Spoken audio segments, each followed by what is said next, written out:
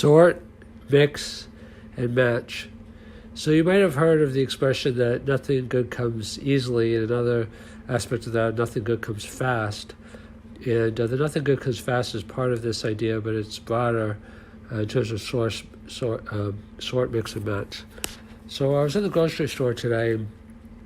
I'm not a nutritionist. Don't take anything I say as nutritional advice. I'm only saying what I do. You do what makes sense to you in your research. But I've done a lot of study. Again, I'm not a nutritionist, but just for my own personal health. And it's gone through a few evolutions. So I'll tell you where I'm at now and how that relates to the sort, mix, and match principle related to life and business and everything else. So I look at, when I look at labels in the grocery store, it's quite an exercise. I look at total fat, saturated fat, sugar, cholesterol, sodium, which is salt, and carbohydrates. So, in the previous evolution, there's been a few different evolutions. I just did more like the low carb diet, which are very popular, like the Atkins, I think South Beach also. And that idea is that it helps you lose weight. I did lose a lot of weight, and I kept it off, although a lot of people don't. But I didn't realize that, so I had low carbs and low sugar, so I cut out like all breads, pasta, anything with sugar in it basically as well. But I didn't realize that until I did more research. This is why you have to peel the onion. So that's why it's sort, mix, and match, because this is the sorting part. And so I didn't realize that I was getting a lot of cholesterol and sodium with a low-carb diet. Now, you might think that would be obvious, that, you would realize that, but I didn't realize that until I did more research. It took me a long time, actually, and I was getting a lot of sodium and cholesterol.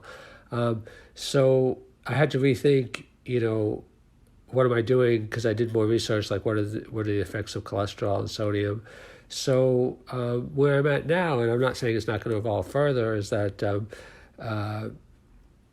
more holistic approach of low-fat, live foods, like fruits and vegetables, still have low sugar and low carbs, but not excessively, because you do need some carbs, but they should be good carbs, like whole grains and things like that. Like, I did a lot more research, and again, there's probably a lot I don't know, but I'm just trying to show the principle of how you have to keep peeling the onion and go deeper on how it becomes more nuanced.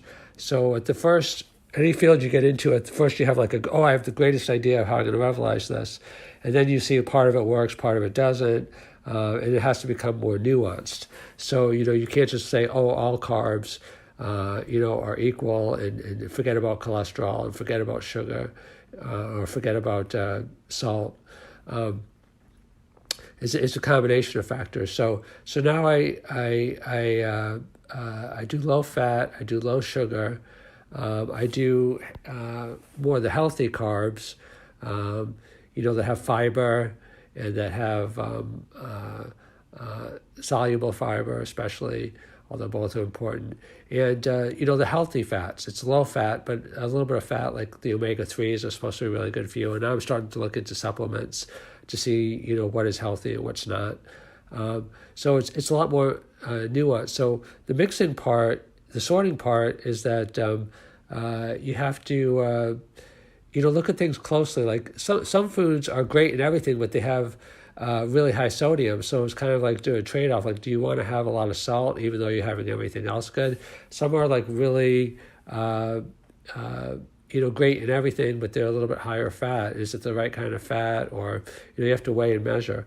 So the same sorting that you do in groceries, you can do in any aspect of your life. Like with employees, for example, an employee reviews, like, which characteristics are most important? If an employee is really, really skilled in one area, but somewhat deficient in another area, like how do you weigh and measure which skills are most important? Does it differ by position? Does it differ by length of time of service? Does it differ by certain things are so bad that even if everything else is great, that it's still untenable.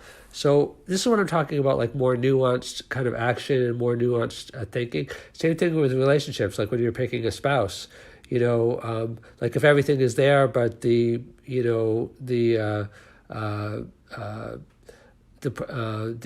looks aren't quite what you're looking for, how much does that matter? Like if a person lies a little bit, but everything else is what you're looking for, or if a person what's a deal breaker and what's not? How do you know when to trust someone? How do you know when to forgive someone? And then mix and matching, like how do you know, for business, how do you know what industry to go in? How do you know, what's profitable? How do you know how much iteration to do? So I've done like other podcasts on decision making, but in this podcast, I want to kind of like just reinforce the idea that you have to always peel off more ideas of the onion, and whatever you hold to today, you have to test it out. And you have to, like Elon Musk does, I think, go to first principles. Like say like, first principles is basically just starting with a blank sheet of paper to look at fresh eyes and say, if I was starting this business today and I didn't have all these legacy systems and investments in this, what would I do? If I wasn't beholden to all the things I've done in the past. Same thing with a diet, same thing with a relationship. Like if I was just starting a relationship today, what would be important to me? So sort, mix, match, go to first principles. It doesn't mean that you erase everything that you've done before when you go to first principles. It just means that you keep that as a backdrop in your mind.